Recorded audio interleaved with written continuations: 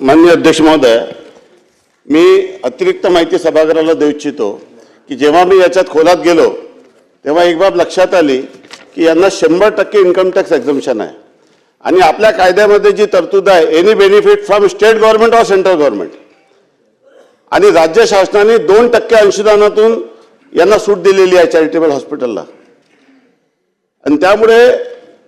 आता सन्मान्य सदस्य अमीन पटेलनी ज्या ठिकाणी सांगितलं या सुनावणी कुठल्याही परिस्थितीत पुढील 1.5 ते 2 महिन्यात पूर्ण करण्यात येईल आणि यामध्ये आता याही पुढे जाऊन अधिक पारदर्शक पद्धतीने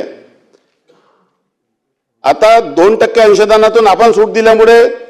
ते जे पैसे राज्य शासनाने त्यांना सूट दिलेली आहे ते पैसे ते त्या ठिकाणी वापरत आहेत। आपण जेव्हा अमेंडमेंट केली त्या अमेंडमेंटमुळे 303 हॉस्पिटल वाढले, पहिले फक्त 94 होते, परंतु आता 100% हॉस्पिटल आले कारण की इन्कम टॅक्स ऍक्ट मध्ये या चॅरिटेबल हॉस्पिटल आणि टोटल धर्मदाय आयुक्त जे रजिस्टर्ड झालेले त्यांना सूट आहे। त्यामुळे ती सूट असल्यामुळे ते आता 100% तशी आलेले आहे। त्यामुळे आता या 2% अंशदानाचा वापर कशा पद्धतीने लोकहितासाठी करता येईल आणि पुढील 2 महिन्यामध्ये या संदर्भामध्ये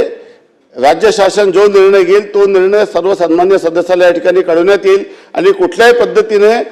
राज्यातील गरीब रुग्णांची अशा पद्धतीने त्यांना जे त्रास आहे तो होऊ दिला जाणार नाही आणि जे जे दोष होते ते दोष आपण दूर केलेले आहे आणि आता जे काही दोष राहिलेले आहेत ते देखील पुढील 2 महिन्यामध्ये दूर करून राज्याच्या जनतेला या संदर्भात न्याय देण्याच्या दृष्टीने राज्य शासन निश्चितपणे प्रयत्न करेल। ठीक आहे।